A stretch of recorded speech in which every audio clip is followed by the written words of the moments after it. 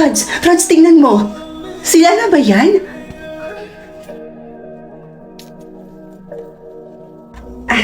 Oo. Sila nga yan. Jackpot ka, be! Ay, yayaman tingnan, no? Sabi naman sa'yo, di ba? Kaya nga na-appreciate ko na nag-set sila ng ganito eh. Siguro, baka gusto pa nila na mas makilala ako bilang mapapangasawa ng anak nila. Rods. Ay, hello po. Wag na. Hindi yan ang pinunta ko rito.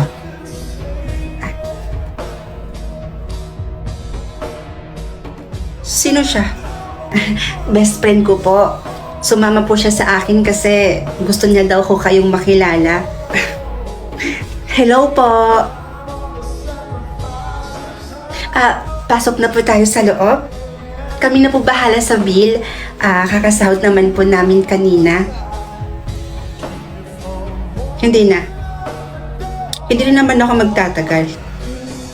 Umorder na lang kayo ng sa inyo. Sige ho.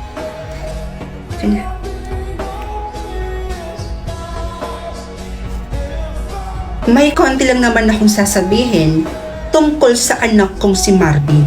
Huwag po kayong mag-aalala, tita. Alagang-alaga ko po siya sa bahay. Lumaki si Marvin sa may malaking tahanan.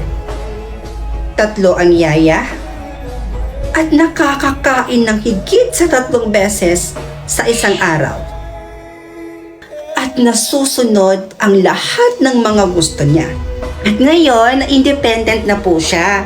Marunong na siyang maghugas ng plato, marunong na siyang maglinis, maglaba, at marunong na din po siyang magluto. Which is not good for him. Po. Hindi na ako magpapaligoy-ligoy pa, Rods. Hindi kita gusto para sa anak ko. Pero tita, nung kasama ko po si Marvin, sinabi daw po ninyo sa kanya na boto daw po kayo sa amin dalawa. Siyempre sasabihin ko yon. Wala eh. Mahal ka niya. At ayokong sumama ang loob ng anak ko. At ayoko rin hindi kami magkasundo ng anak ko nang dahil lang sa babaeng katulad mo. Kaya ako na ang nakikiusap sa'yo, Rods.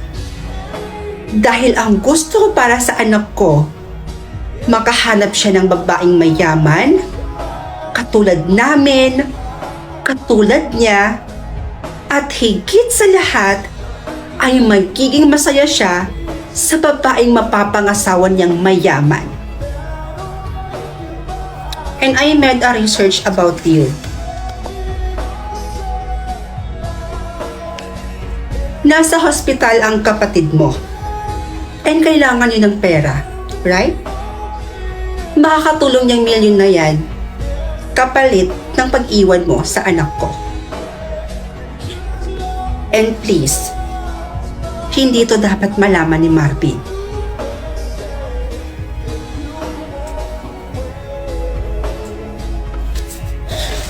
O teka, saan ka pupunta? Ibabalik mo yung tseke? O pupunta ka dun sa kapatid mo para bayaran yung bill niya?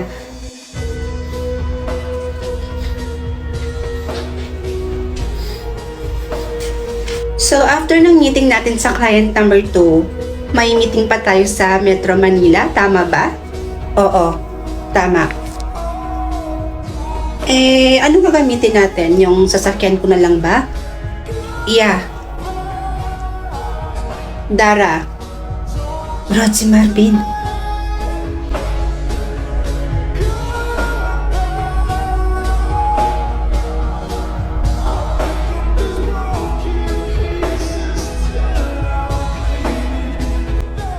Marvin? Hindi ko alam kung matutuwa ako muli na nakita kita, Rods. Matapos mo kong ipagpalit sa milyon ni Mami. Mukha kang pera, manggagamit. Wala kang alam sa mga nangyari, Marvin. So stop judging me. Look at you now. Asensadong asensado ah. Monthly ba may income from mommy?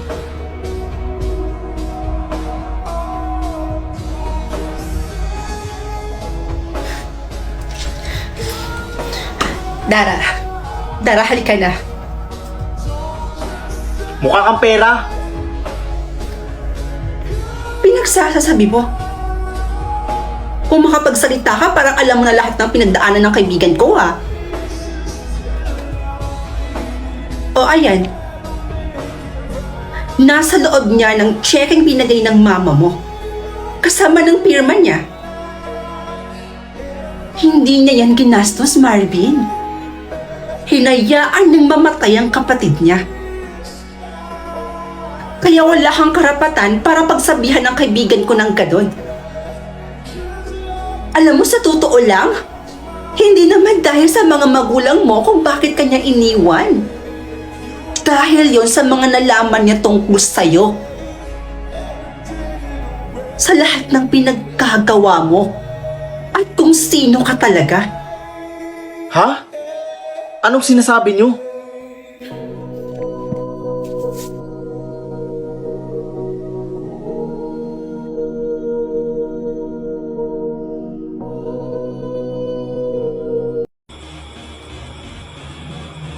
Ha?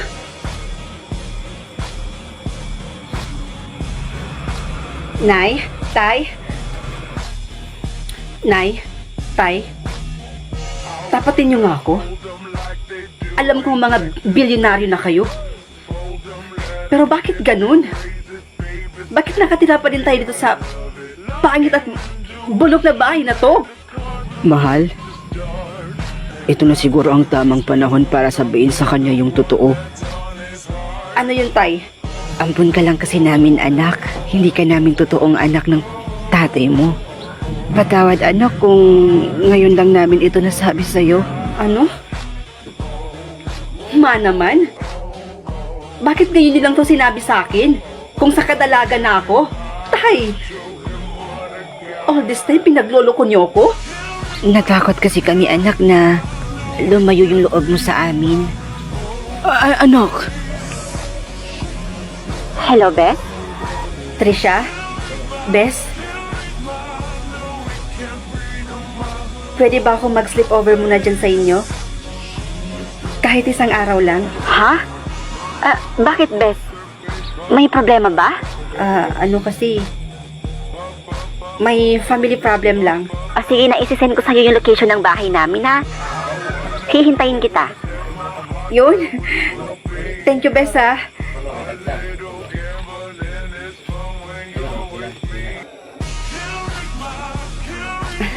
Oh, Bea. Pasok. Thank you, Beth, ha? Thank you sa pagtuloy mo dito sa akin sa bahay niyo. Ano ka ba? Okay lang yun, no? Tsaka sino pa nga ba yung magtutulungan kundi tayo lang magkakaibigan, di ba?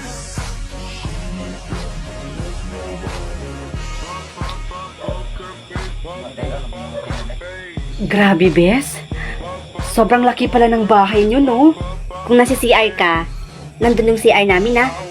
Nandito naman yung kusina namin kung nagugutom ka. Teka, kumain ka na nga ba? Ano ka ba? Huwag mo muna ako intindihin, Besh. Tsaka, hindi pa naman ako gutom, eh. Teka, yung mami at daddy mo, nasan sila? Naku, huwag mo muna hanapin yung mga yon. Nag-business trip pa mga yun, eh. Alam mo naman, busy yung mga yon. Trisha, anak? Darling, I'm home. Oh, tamang-tama, nandito na pala sila. Oh, halika na. Ipapakilala na kita kay Mami. Sige. Mom, Dad. Oh, darling. Si Bea, best friend ko. Hello po, Tito, Tita. Nice to meet you, Iha. Feel at home, okay? Dahil kung sino ang kaibigan ng anak ko, parang anak ko na din. Kaya feel at home, anak. Mom, okay lang po na dito muna siya magstay? may family problem po kasi eh. May family problem po kasi sila. Please, Dad, Mom. At dahil mukhang mabait naman tong kaibigan mo, okay anak. Dito na lang muna siya titira. Thank you so much, Mom. Salamat po, tita.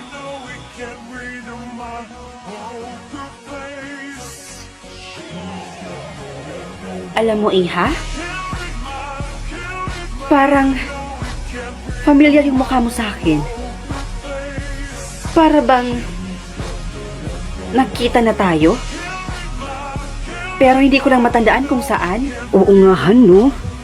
Alam mo, nakita ko pa lang sa batang to. Parang nakita ko na din siya. Mom, Dad, hindi niyo pa po kilala si Bea. Never niyo pa po siyang nakita. First time na lang po pumunta dito sa bahay natin. First time ko po kayong makita. Ang ganda niyo po. Han, tingnan mo yung pilik mata niya, oh. Magkaparehas na magkaparehas kayo.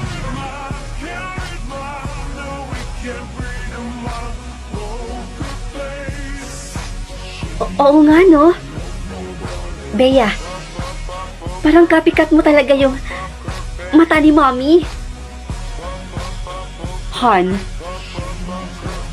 hindi kayo nakita na natin siya before? Feeling ko, ang lapit-lapit mo lang sa puso ko. Hindi ko maintindihan kung bakit.